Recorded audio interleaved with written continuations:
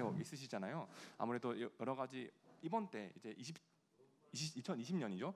2020년부터 올해까지만 해도 굉장히 많은 법안들이 이제 발의가 되어져 있는 상황인데 정무위원회 뭐 어떻게 보면 속사정 이런 것들을 여쭤볼 수 있을까요? 네, 먼저 정말 뜻깊은 행사에 초청해 주셔서 감사합니다. 우리의 역사를 경험한 그들만의 역사로 가두는 게 우리 사회의 풍토였는데 이렇게 역사를 이어가는 그런 참 아름다운 의도가 있는 행사인 것 같습니다. 제가 이 행사에 참여하면서 문득 든 생각이 사실 조금 전에 이 심재철 의원님께서도 말씀을 했듯이 국회와 그렇게 소통을 활발하게 하고 있는 그런 이제 보훈 단체들 이 여러 곳이 있는데 예컨대 베트남 파병 전우들의 단체나 이렇게 활발하게 소통을 하고 있는데 6.25 참전 용사하고 국회는 그동안 소통이 그렇게 활발하게 진행되지 못했구나라는 사실을 깨닫는 행사를 참여하면서 깨닫는 계기가 돼서 와서 직접 이야기를 듣고 관련된 활동들을 해야 되겠다라는 그런 생각으로 참여를 하게 됐습니다. 지금 이제 말씀하신 수당 그리고 수당의 배우자의 승계 그리고 의료의 확대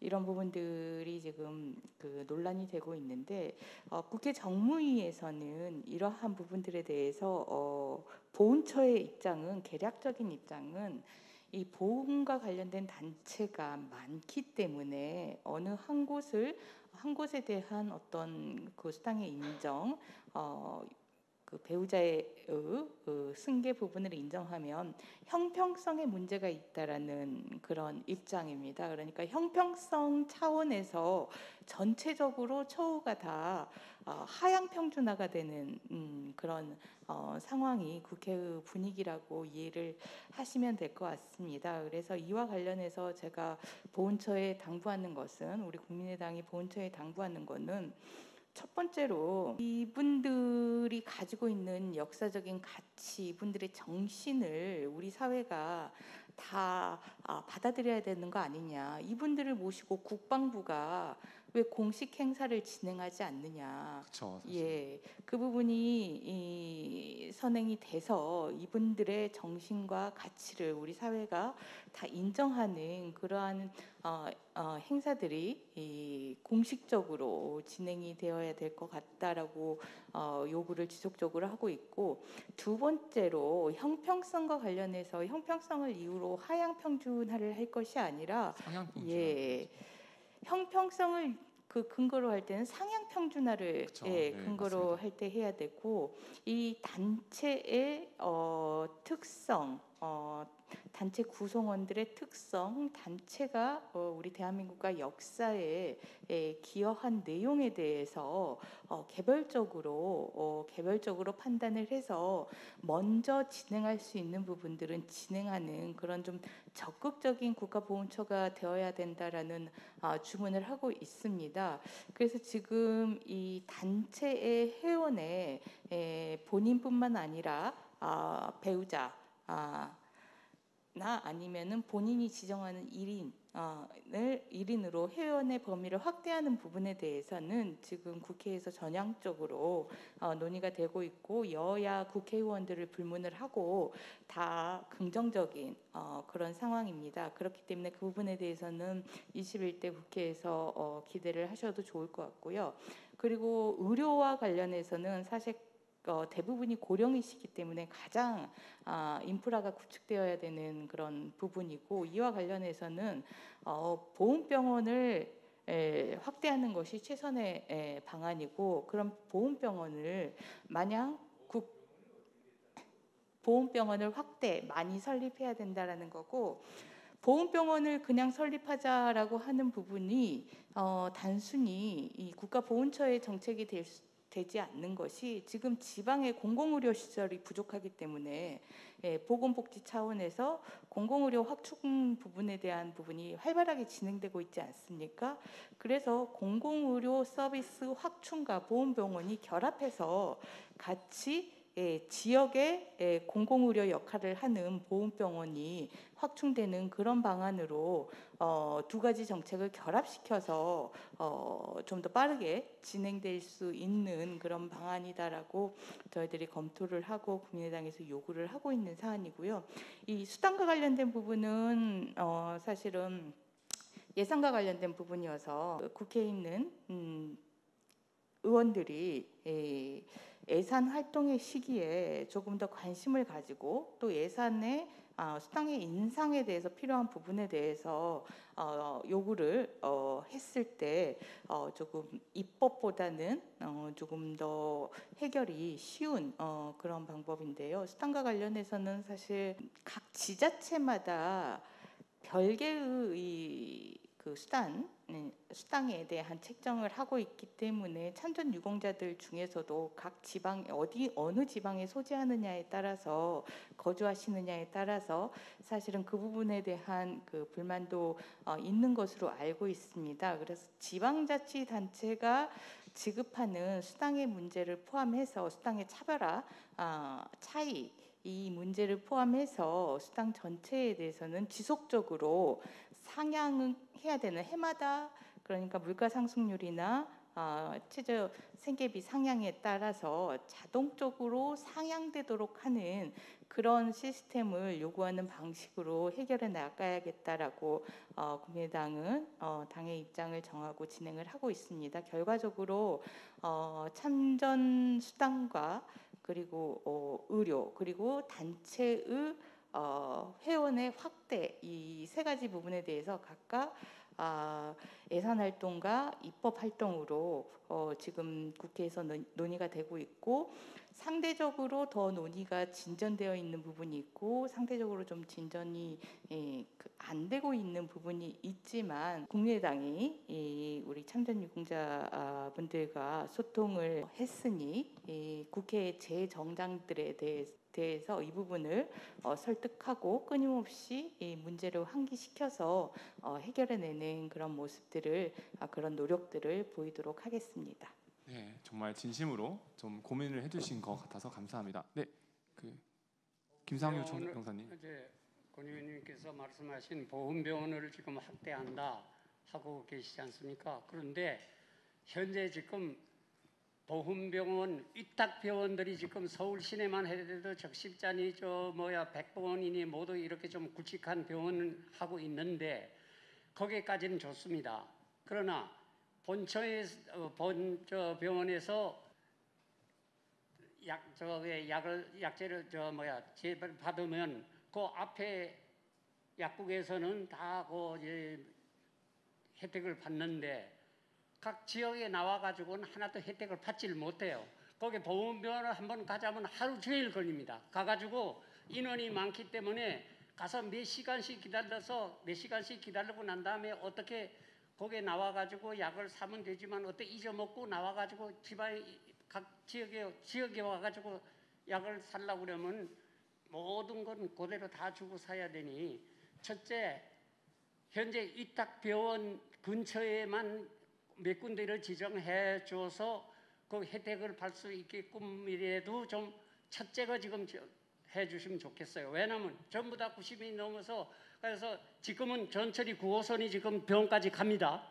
그 전에는 천호동에서 그 버스가 이제 타고 갔다 오고 해서 하는데 지금 9호선이 들어가지면 제일 처방을 받고 약 사는 게 지금 제일 지금 모두들 지금 일구동성으로 지금 그걸 좀 해 주십시오 하는 걸 가지고 각 지역에도 얘기하고 보훈처에도 얘기를 하고 다 해도 이게 지금 아직 이루어지지 않고 있으니까 권 의원께서 정무위원회에 계신다니까 꼭 좀 어떻게 혜택이 되게끔 좀 해 주십시오 하는 겁니다.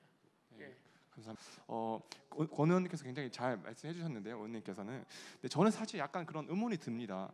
왜냐하면 현재 이제 21대 국회에서는 여당은 180석이고 그리고 20대 국회에서도 여러 예산들을 봤을 때 굉장히 추경된 것들이 많고 여러 가지 예산은 사실 마음만 먹으면 엄청나게 많이 쓰는 상황이 있는 거잖아요.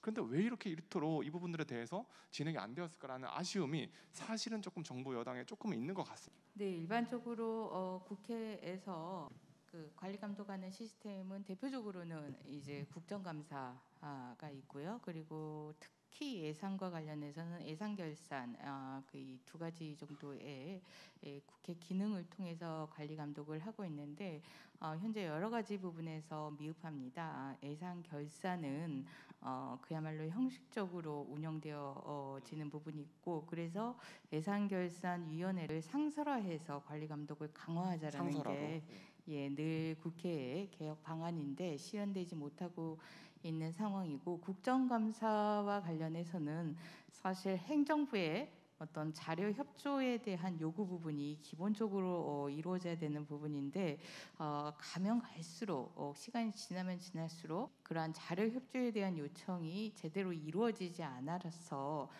국정감사를 통한 관리 감독이 제대로 이루어지지 못하고 있는 상황입니다.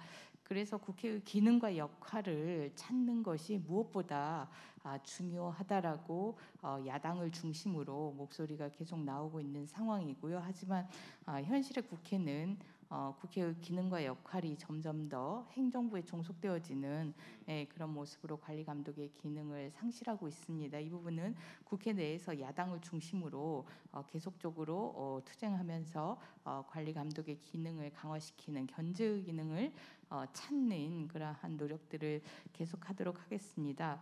그리고 이제 국가보훈처가 사실은 여러 가지 이 입장에 대해서 지금까지 이렇게 낮은 처우와 낮은 수준의 어떤 보훈 정신으로 임하고 있는 것에 가장 큰 논거가 아까 말씀드렸다시피 각 단체 간의 형평성, 늘 형평성을 이유로 개선시키지 않고 하향 평준화 수준에 머물러 있는 상황이라고 하는데 우리 또 각 보훈단체에서 국회와 소통을 하거나 아니면 보훈단체에서 어떤 보훈의 정신을 고양하고 이 보훈의 정신에 맞는 국가의 정부의 보살핌 이런 부분들을 이야기할 때 또 주의하셔야 할 것 중에 하나가 다른 단체와의 비교를 통한 어떤 그 주장 이런 부분에 대해서는 조금 주의를 하셔야 될 것 같습니다. 누가 뭐라고 해도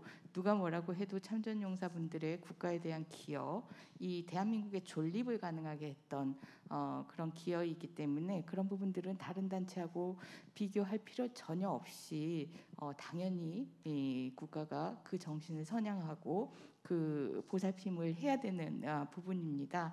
그렇기 때문에 그런 부분들에 대해서 너무 그 하나의 논거로 사용하거나 하지 않으셔도 충분히 국회와 소통할 수 있고 국회에서 필요한 바를 하나씩 이루어갈 수 있는 상황이라고 생각을 합니다. 올해 특히 이 보훈과 관련된 부분들에 대한 우리 청년들이 이렇게 나서는 모습이 저는 아주 큰 의미가 있다라고 생각을 하는데요.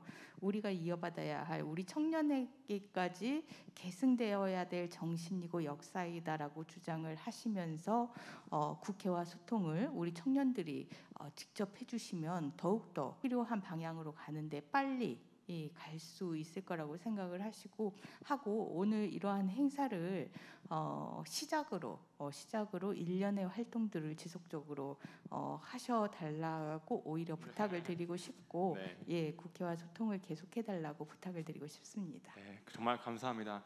사실 이제 청년 단체로서 열심히 활동을 하지만 또 이런 이제 실무에서 또 이렇게 정말 바쁘시게 활동하시는 의원님 만나뵙기가 정말 사실 쉽지 않은 상황인데 이렇게 또 6.25 나는 행사도 많으실 텐데 저희에게 또 찾아와 주신 것만으로도 이미 이제 국회에서 또 전 현직 의원님들께서 이렇게 자리해 주신 것만으로도 어떻게 보면 새로운 시작의 발걸음이 되지 않았나 싶은 생각이 드는 것 같고요. 또 의원님께서 말씀해 주셨다시피 사실 다른 것과의 비교를 할 필요가 없이 이미 너무나 모든 사람들이 사실 생각을 하면은 당연하게 지원이 가능한 부분이기 때문에 저희가 그런 부분들을 또 강력하게 요청할 수 있도록 소통의 자리를 더 만들 수 있도록 하겠습니다.